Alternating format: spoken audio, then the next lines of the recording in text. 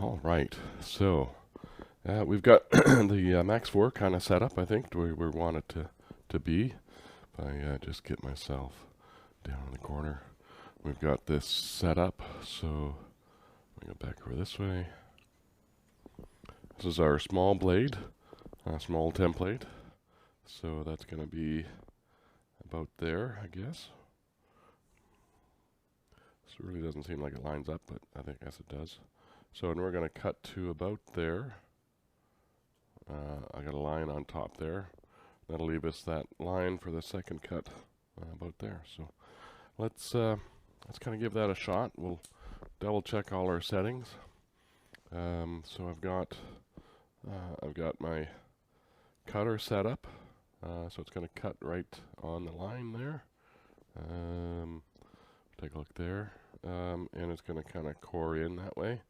The center is just slightly off the center, but this way we've got our tailstock in place. So tailstock support here is in place, and that is connected into the tailstock with a drawbar way out here. You can't quite see it.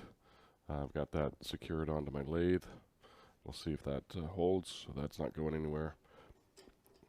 Bring the tailstock out a little bit more, just to give me some room with that handle. And we'll lock that there. And we've got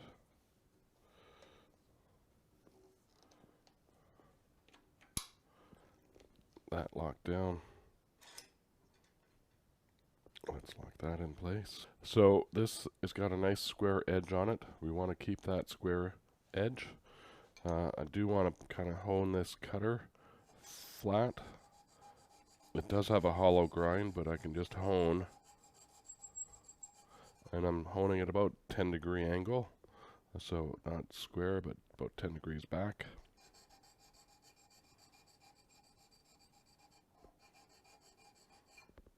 And just give that a nice sharp edge. And we should be set to go. We need to put our handle on there. So here's our handle. It will slide on there. It's got some set screws. I think these are the 5/32. The handle we put on there. Nice long handle, and you can obviously put an extension on that handle. So I will wear my face shield just because. Power is off. It's going to swing by. And there we go. We got overhead tailstock. Let me just get that set up. So here's the view from that side. All right, so I think we're ready to go. Going to 3 to 500. About 550, right about there. Fix my mic. Everything locked down. That's locked down. That's locked down. Before I do this, let me double check the chuck. That's tight. All right, power on.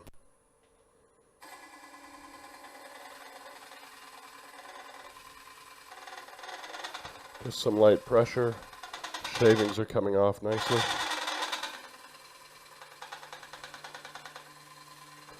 That cutter tip is wider than the blade, so those two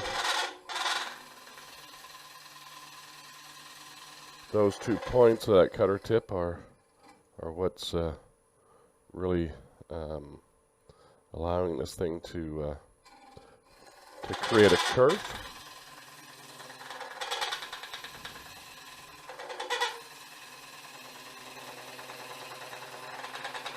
Just not really pushing too hard. It's just, this is nice Bradford pear, nice, easy to cut.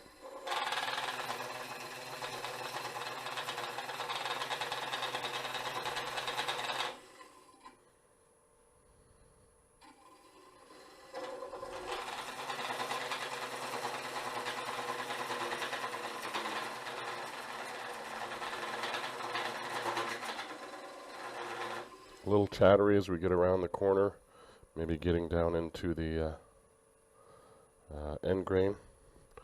I'm going to pull my garbage can out to try and capture some of the shavings.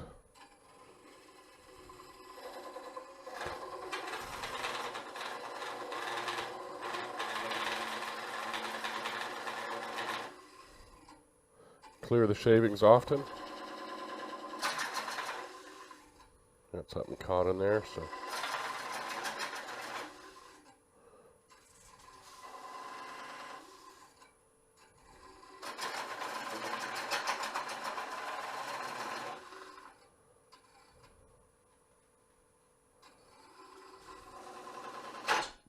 oh, and we've got it jammed. That stopped. There we go. We got some shavings caught in there.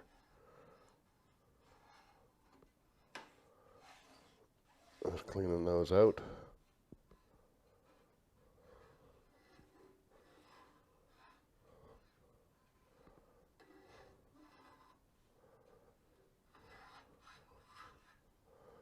Okay, let's see if we can't get that going again.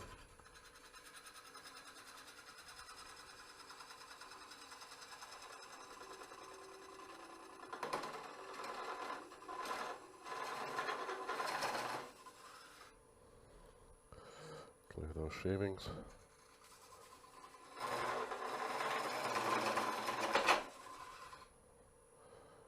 Clear those shavings.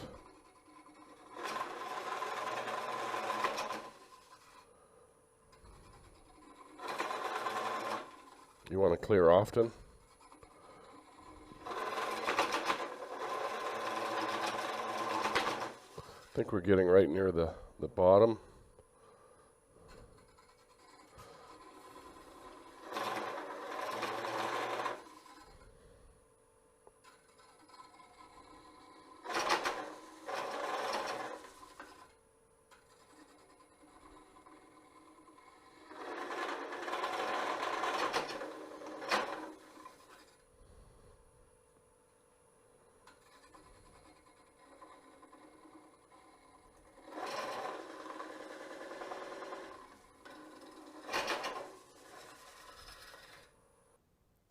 All right, so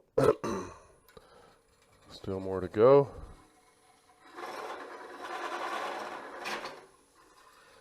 Clear the shavings.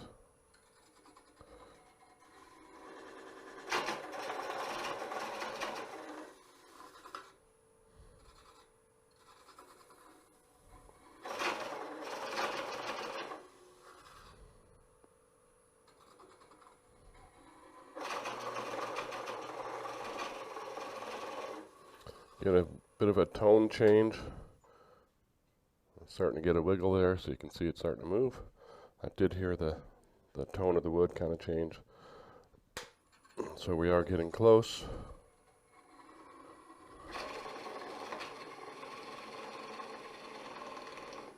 And there, I think we're loose. Yep, there we go.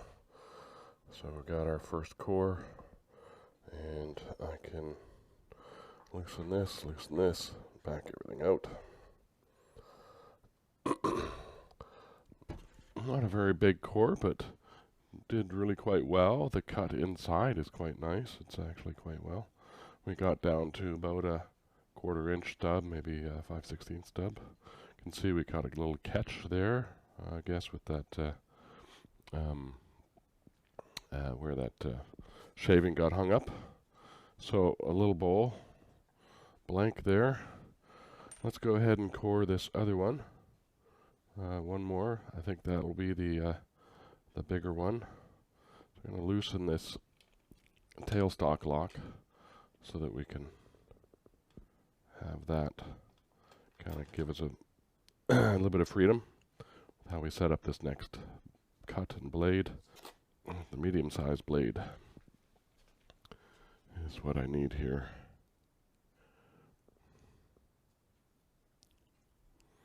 I think so. So we'll we'll set up a different blade, and here we are. So we've got our system here.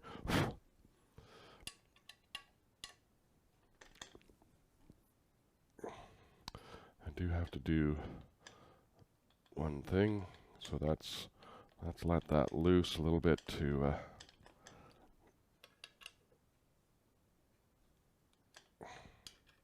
let that blade out.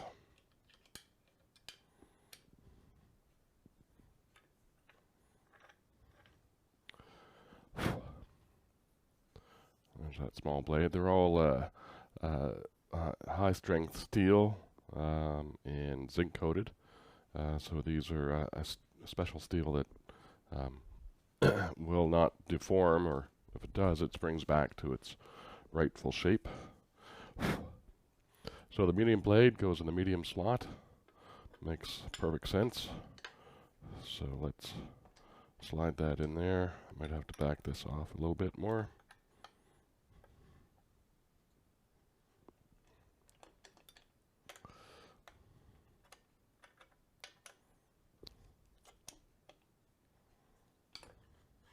Go. Okay, so let's tighten some of these up a little bit.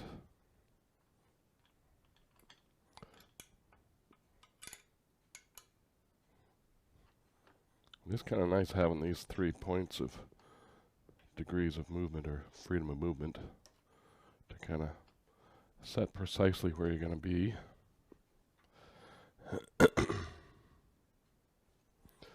And let's set this up again. That should be okay. All right, I think that's the setting. I'm going to take my hone and do a little honing on this guy.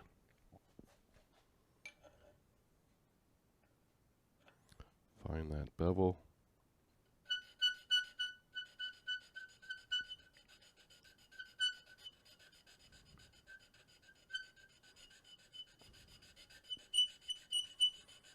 I want to keep these corners nice and square and sharp. I don't want to round the corners at all.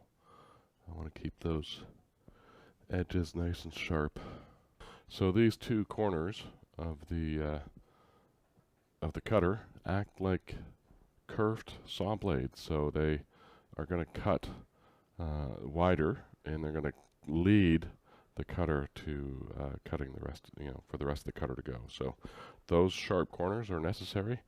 Do not round them. Do not point this cutter. Just set it the way it is, and you'll be good to go.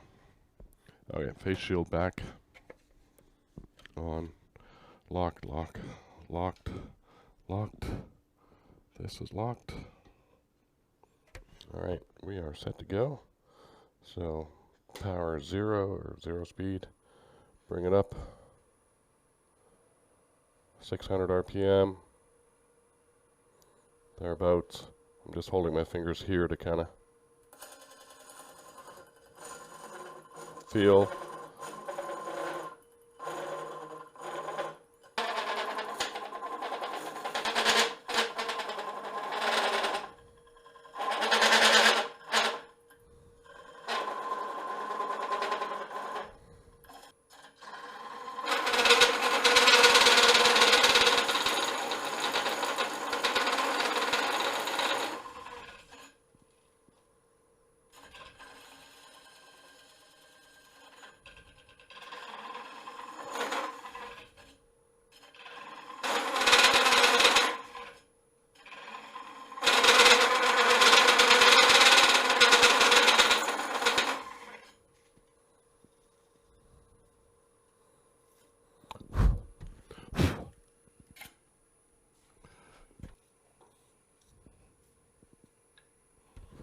A little paintbrush, I think, would help just to clear those shavings.